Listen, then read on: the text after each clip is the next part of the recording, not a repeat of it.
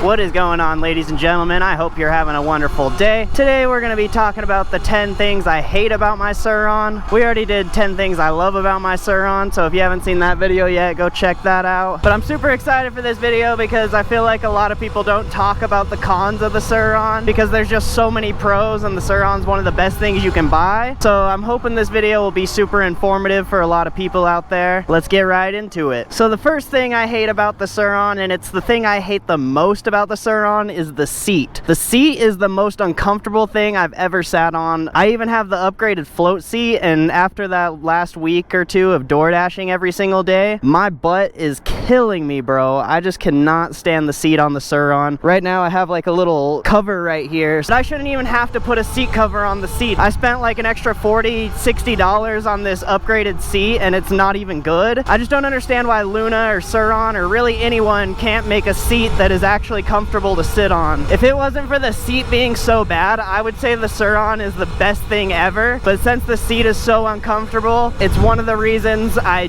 don't think I would buy another one. If I was gonna buy another electric vehicle, I would get a scooter just so I could swap back and forth, because if I'm gonna be door dashing a lot or something, I would not want to sit on this seat all day. I'd want to be able to do like an hour or two of riding on the Sur-Ron, and then after that be able to switch over to the e-scooter. I just feel like being able to stand would be very beneficial. And like, yeah, I can stand on the Sur-Ron, but it's not a good angle for you guys. Like, look at this, you guys can't even see the handlebars. It's not really comfortable for me. Like, I have to twist the throttle extremely weird to get full throttle, so I'm just not a big fan of standing on the Sur-Ron. So it would be nice to be able to swap back and forth between the Sur-Ron and the e-scooter. I could go for days about how much I hate this seat. It's just the worst part about the Sur-Ron, and I really hope someone out there makes a seat that's actually comfortable enough to where you can ride for more than an hour. So the second thing I hate about my Sur-Ron is the brakes and the brake pads, and I guess you could say the rotors. I feel like my rotors came bent right out of the box from Sur-Ron, so I'm not really appreciative of that. And I've just always had the issue of my brake pads rubbing on my rotors. No matter how much I try to bend the rotor, no matter how many times I adjust my brake caliper or anything, the brake pads are always rubbing on the rotor, and it's just really annoying. I guess the only solution really would be to upgrade, but I don't feel like I should have to do that just to not have the brake pads rub on the rotors. Maybe I need to do a brake bleed. I have not done that at all on this bike, and I probably should do one because I've ridden the bike for over 1,500 miles, so I feel like a brake bleed might be beneficial. And I really don't like having to change brake pads all the time. I've taken the crappy China brakes all the way to 500 miles before. Me personally, I like to change them every 300 miles because that's pretty much the equivalent to how much I would put into a tank of gas. So just for safety, I like to have good brake pads all the time, even though I'm riding the worst brake pads you can ride. It's not really the safest thing to do, but I've made them work for me, and they're actually pretty decent for how crappy they are. So the third thing is the speedometer. The reason I don't like the speedometer is because it's like 10 miles per hour off. I'll be going 47 on the speedometer, and then I'll go through one of those speed limit radars, and it'll only say I'm going like 40 miles an hour. So it doesn't really make sense that the speedometer says I'm going 45 or higher, but I'm really only going like 38 or 40. And a lot of people in the comments think the Sur-Ron goes 45, but I personally don't think it does. I think it only maxes out at 40, and you could maybe get going 45 if you went down an extremely steep hill, but honestly the Sur-Ron does not go 45 in my opinion. I've been through countless speed limit radars, and it only goes 40. I'm gonna make a separate video about that if you guys want to check it out. And the speedometer is just really crappy, so I'm just not really a big fan of it. At least it keeps track of your mileage, I can give it that. So the fourth thing I hate about my Sur-Ron is washing the bike.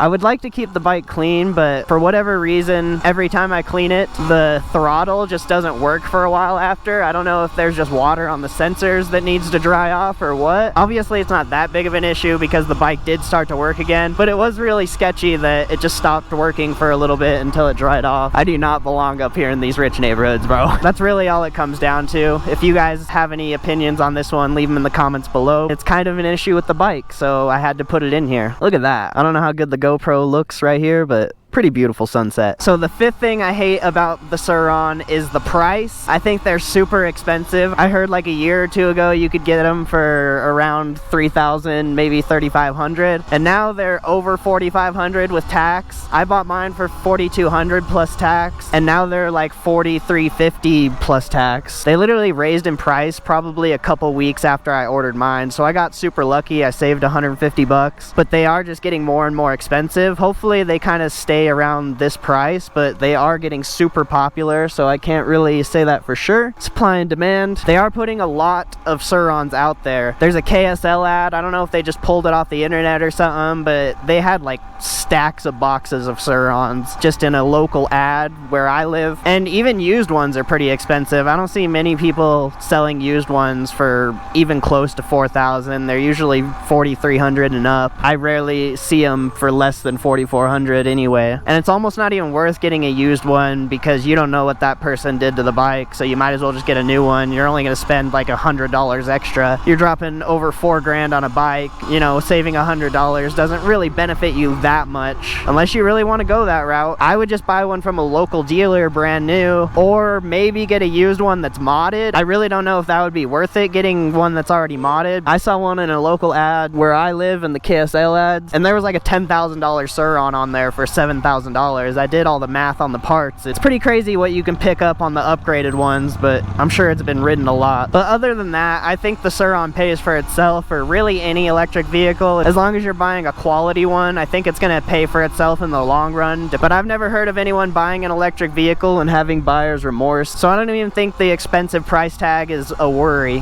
Fuck, I'm doing circles. So the sixth thing I hate about my Sur-Ron is the lights. The lights are not that good. This light sucks. I can barely see what's in front of me. I had to actually tilt it almost pointing at the ground just so I can see what's in front of me. At first it was pointing straight out and you can't even see anything. It's pretty much pointless to have it.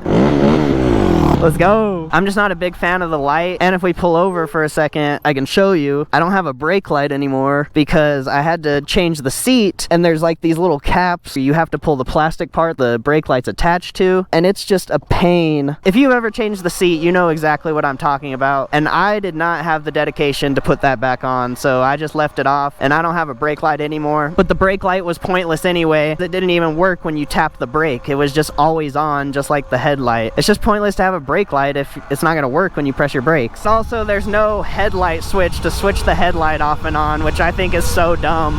Why is the headlight always on? It doesn't make sense. I guess my final complaint about the lights is that it's so expensive to upgrade to better lights from the research I've done. I'm sure you could get like $60, $80 ones, but a lot of the super nice ones are like $200, so it's not even worth it in my opinion. And I don't like the look of this headlight. It looks like garbage. But that's enough about the lights. The lights are terrible. I don't even want to talk about those anymore. I've considered taking off my light because it's so pointless, but for the little bit of light it gives me when it's pitch black outside, it's worth keeping on. So the seventh thing I hate about my Sur-Ron is the stock parts. The stock parts are so bad. The grips are terrible. Those wore out so fast. I actually just used them until they were so slippery that when I've twisted the throttle, my hand would slip almost every time. The stock bash guard is terrible, so I switched that out. The stock bash guard is one of the first things I swapped out because I thought I was going to be hitting my motor a lot more, but it turned out not to really be a problem. But it's nice that I have that extra protection. Obviously the stock brakes, we already talked about that. Stock rotors aren't good. Stock tires aren't good. I'm sure the stock wheels are terrible, but the only reason I don't have the stock wheels is because I couldn't find street tires for the 19-inch wheels, so that's kind of an issue for me. I mostly ride street, so having any like enduro tire or any trials tire or anything like that, it's kind of pointless and it wears out extremely fast. So I had to switch to the Supermoto 17 inches, and now I can get street tires as much as I want. I'm sure the wheels on the Supermoto tires that are from Lunicycle aren't the best, but at least I can get my street tires, and that's really all I care about. If you're going to be riding dirt tires, the stock wheels will do just fine, but you're probably going to want to upgrade the tires at some point because the stock tires are not good at all. I rode dirt a couple times with the stock tires, not even anything crazy, and they were slipping everywhere, so it's a little sketchy. You kind of want nicer tires. And then the obvious things, because the suspension's terrible stock, but the suspension's super expensive to upgrade. I wasn't a big fan of the stock handlebars. They were just like the straight ones that are here. Riser handlebars, they're a lot better in my opinion. It just makes the posture more comfortable and easier to ride for a long time. And yeah, I think that's pretty much everything on stock parts. Upgrading is obviously really expensive, but if you want a super nice durable Sur-Ron, you have to upgrade. That's the house I did the eBay score at, in case you guys were wondering. So the 8th thing I hate about my Sur-Ron is the wheels. I'm not a big fan of the wheels. We already talked about it, part of the stock parts, but I just wish you could have a better selection of tires. I shouldn't have had to change to 17-inch tires just to get street tires that fit the Sur-Ron. The only street tire I could get was so fat that it